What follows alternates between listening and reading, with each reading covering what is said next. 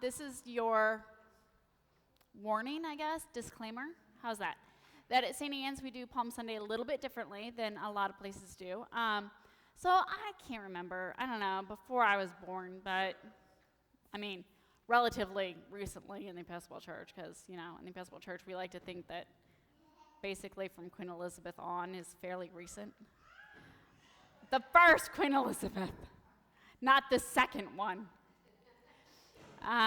So I don't know, like I said, maybe, I don't know, like 70s, 80s, maybe-ish. Episcopalians looked around and realized that nobody was going to Holy Week services. And they're like, well, that's kind of important. So they smushed all of Holy Week onto Palm Sunday. Yeah. And I still remember, like, as a child being like, well, that's whiplash. We come in all excited, right? We got some bells and whistles. We got weeds that we're waving around. It's legal in Missouri. It's fine. You do what you got to do. And then all of a sudden, we're standing around, and you have this huge, long, oh my gosh, it's so long. The Passion Gospel, so long. And we assign people, because, you know, we love theater in the Episcopal Church. We love theater. So, what? We love the pageantry, yes. So then we assign people roles in the Passion. Except for the really good part when we all get to stand up and scream, crucify him, crucify him. All in one day. All in one day. And even as a kid, I was like, that just feels lazy to me, right? It just is like, oh, well, it's fine. We understand you're not going to go to church, but we really feel like you need to say crucify him, so we're just going to do it one day. Pretending that y'all come on Sundays anyway. Now, nobody goes to church anymore. Y'all chill out, okay? Nobody's coming to church, and we're not going to force you into the Passion Gospel. So just calm down. So that's not what we do here. We do it a little bit differently. I acknowledge, and I am not here to say I expect you to every single Holy Week service that we have, okay? I get it. Life's crazy. I'm not saying that I expect that of you. But I am saying Palm Sunday is Palm Sunday. And Palm Sunday needs to be Palm Sunday, a standalone service where we really talk about Palm Sunday. And I will say, I do expect you to at least read the Passion Gospel, okay? If you can't go to church, you can't find a service somewhere, and trust me, this is every clergy person's favorite week to complain about being ordained. We're very dramatic about it. We say things like, oh, my God, it's the marathon of being a clergy person. And yes, there's a lot going on. I'm not denigrating that. There's a lot going on. But I also realize that you guys have a lot going on too. So I'm not saying I expect you to be here every single time. But I will say, please read the Passion Gospel on Good Friday, okay? Nod your head and say, yes, Meg, we're going to do that. I mean, you're not. You're totally lying to me, and I get that. But I've done my due diligence as a clergy person of telling you you have to do it. And I hope you're here on Monday, Thursday, or Good Friday. I really do. Because we do cool stuff here.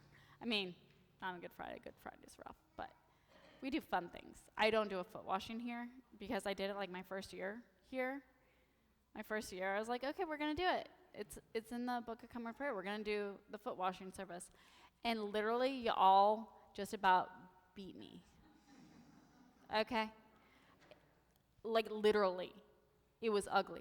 And I'm going to tell you, it's a personal sacrifice for me not to do the foot washing because it was the one day a year that I could justify getting a pedicure. And now I have no day to justify getting a pedicure. So I'm like a raccoon that's been trapped in a garage. I'm just mildly feral and yet kind of sort of house trained. Anyway, here we are. Palm Sunday. Everybody loves a parade, y'all. Everybody loves a parade, except me. I hate parades. Like Thanksgiving, my kids are like, hey, let's turn on the Macy's Day Parade. And I'm like, please don't. It makes me want to be the turkey. But it's true. It's true. And one of my favorite theologians, he said, here's the deal. Groups have no conscience. Reinhold Niebuhr. Okay, Reinhold Niebuhr is really, really important because he's at the time of the World Wars, right? And so he's looking around, and he's like, oh, we're kind of a problem. And it's true. If you do a study of history, you will learn that groups have no conscience. What you and I as individuals know to be right and wrong, if we are together, suddenly that's all out the window because we don't have to take responsibility for it. We don't have to answer to it anymore. And it's why groups can be whipped up into a frenzy, and they will do really god-awful things and allow really god-awful things to happen because they have no conscience. It's why corporations can do the things that they do. It's why lynchings happen the way that they did. It's why war happens the way that it does. It's because individually, insurrection, looking at you January 6th, acting like it was no big deal. I don't take any responsibility for it. I was just in the White House, chilling, smoking cigars and drinking, eating Cheetos. I don't know. But it's how these things happen. And then we can step back and be like, yeah, but I didn't do it. I mean, I have no real responsibility for it because, it was just this thing happened. And that's why Palm Sunday is so important. And that's one of the reasons I think we must walk all of Holy Week is because we can see how these things happen. It's cool to be a Christian in Missouri. It is. It's really cool to be a Christian. I have students tell me all the time about how Christian they are. I have educators all the time tell me how Christian they are. And then they do really not biblical things. And I'm like, I'm just going to be honest with you. Jesus didn't ride a screaming eagle with an AR. Didn't. And yet, we get whipped into these frenzies, right? As Christians, we, as a group, can get really whipped into a frenzy about things, really dumb things. And that's how Palm Sunday happens. Palm Sunday feels good. Jesus is coming in Jerusalem. Everyone's hyped up. They're excited. This is the Messiah. Awesome things are going to happen. And everyone's super, super pumped. We got the palms. We got all the things. Everyone's throwing their cloaks down. We even hijacked a donkey, which is like roughly the same as hijacking a Subaru, I guess. I don't know. But we have this beautiful moment, right, where everyone's super, super excited. But you and I know what's going to happen, right? And as Christians in Missouri, we know what's going to happen, right? You know what's going to happen this week, right? Have you been paying attention? And we know that it's going to be done in the name of Jesus Christ. Guys, it's time to get out of the parade. So my kids, we love Hamilton, right? We love Hamilton. So the big Christmas gift was we took the kids to go watch Hamilton. And there's a beautiful part in it. Anyone seen Hamilton? Raise your little paws. You better be like, yeah, I have. Okay, you know the Samuel Seabury part? Yes. Oh my gosh, Samuel Seabury. Samuel Seabury is us. Did you know that? Yeah. Anyone need a brief history lesson on Samuel Seabury? Okay, Samuel Seabury is the first American bishop. First bishop in the United States. So, I don't know if you guys know this or not, but the Episcopal Church is part of the Church of England. Yeah. And I don't know if you know this or not, but the royal family decides who the archbishop is and who the bishops will be, right? So in colonial America, all bishops and stuff like that are English bishops. The United States doesn't get their own bishops. And England says, like heck, we are going to come over there and ordain you people. You crazy heathens. No. Because this is the Church of England, we're in charge, and no, you don't get your own bishops. And the little colonials are like, don't, huh? It's going to be coffee hour, not tea hour. We'll show you. And Samuel Seabury is like, oh, but like we need our own bishops. And so he actually becomes a bishop illegally. He actually goes into Scotland and becomes a bishop illegally to make sure that we can have our own clergy in the United States. That's Samuel Seabury. That's the romantic view of the Episcopal Church. We adore Samuel Seabury. In fact, I went to Seabury Seminary because we think he's great. But if you watch Hamilton, he's kind of obnoxious, isn't he? He's up there in his like doltish robes with his preaching tabs going, welcome to the Church of Missouri. That is who we are. And I'll be honest, we as Episcopalians need to come to grips with the fact that we like to be the ones in the loop, right?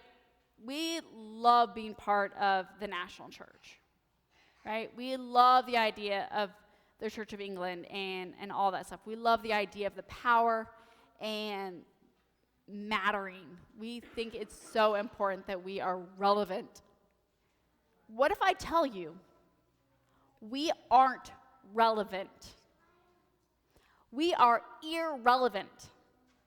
Is that scary to you?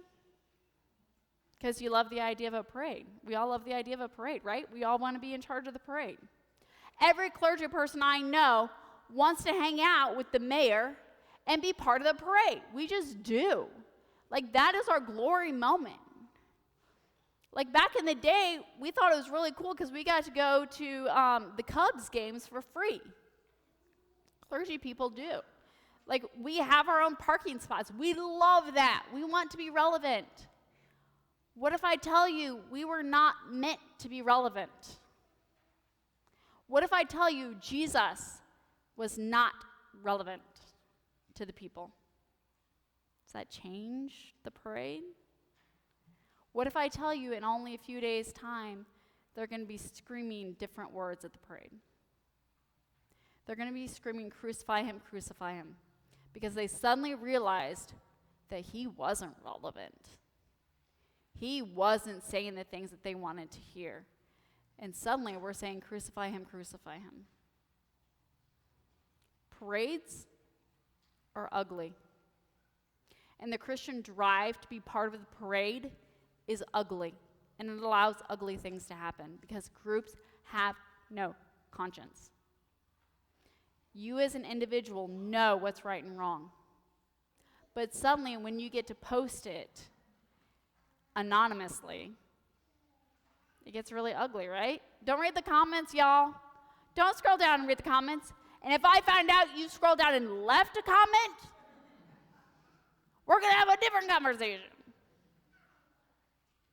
Just remember, if I say damn you, it counts. No, not really. That's my joke, but not everyone finds it funny. But what are you going to do? We are called to be irrelevant. We are called to say what's right and wrong. We are called to be the conscience that the group doesn't want to have. We were never meant to be in power. Christians, any religious group, but Christians especially in power, do ugly things. We do. Humans in power do ugly things. We just do. You and I were never meant to be in power. We were never meant to hold offices and run parades. That's not us. That's not who we're called to be. We're frankly called to be the hecklers on the sideline and be like, is that what you're going to wear? So, it was, I'll be honest, when I went to see Hamilton in theaters, like that was a bit of a shock to me. Watching little Samuel Seabury jump out in his box and try and out-talk Hamilton, right? Because, frankly, that's kind of the church. That's kind of the church. We see the things going on, but we don't want to say the things going on because what if that got us in trouble? And what if that got us disinvited from the parade? This is Holy Week. It's a week that you and I have to come to grips with the parade and our role in the parade, and whether or not we're going to have the strength to step out of the parade. And you promised me you would read the Passion on Friday,